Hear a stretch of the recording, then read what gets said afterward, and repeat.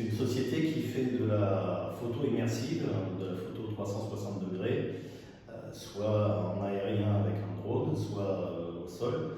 Et ce sont des images qui servent à créer des visites virtuelles. J'ai travaillé dans la presse écrite comme journaliste pendant une vingtaine d'années. Alors j'ai touché à plusieurs métiers, de la rédaction et puis le travail d'editing sur le web avant de lancer Lenscom.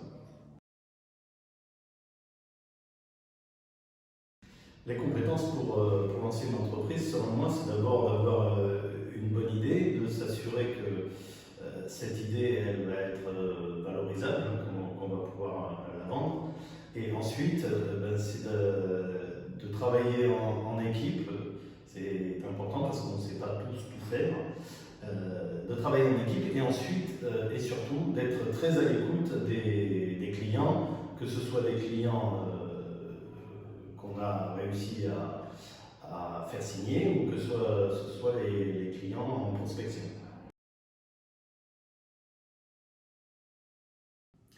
Moi, ce qui m'a motivé pour lancer une entreprise, c'est que ça faisait longtemps que j'étais salarié dans une grosse entreprise et que j'avais fait un peu le tour du métier. Et donc, j'avais envie de voir autre chose. Et l'idée a germé de lancer Lenscom parce que le métier de l'image immersive commençait à se développer. Les principales difficultés pour lancer une entreprise, elles sont surtout administratives, en particulier en France, parce que c'est assez lourd et il y a beaucoup d'écueils et beaucoup de choses à savoir au niveau juridique.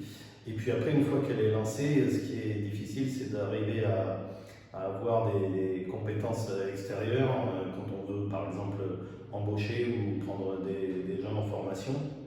Et il ne faut vraiment pas se tromper, parce que si on se trompe dans le recrutement, c'est très très difficile de s'en défaire. Les facteurs clés de la réussite, j'en parlais tout à l'heure, c'est vraiment d'être à l'écoute des clients et surtout de les conserver. Parce que quand on a des clients fidèles, ils continuent à vous faire travailler et ça attire d'autres clients.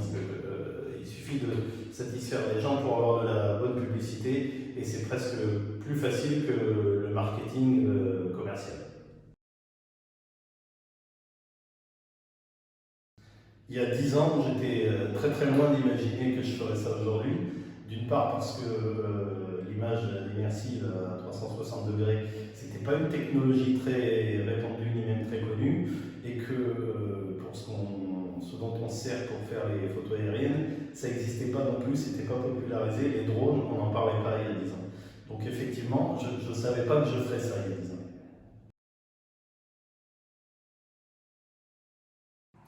Alors, si j'ai des conseils à donner aux entrepreneurs, c'est d'abord qu'ils n'écoutent pas les conseils des autres, qu'ils aient leur propre idée, et quand ils ont l'idée et qu'ils se sont assurés qu'elle est bonne, après il faut foncer, il ne faut pas avoir peur de tous les écueils qui les attendent, que ce soit administratif, financier, etc. Il faut vraiment vivre sa passion et son idée jusqu'au bout.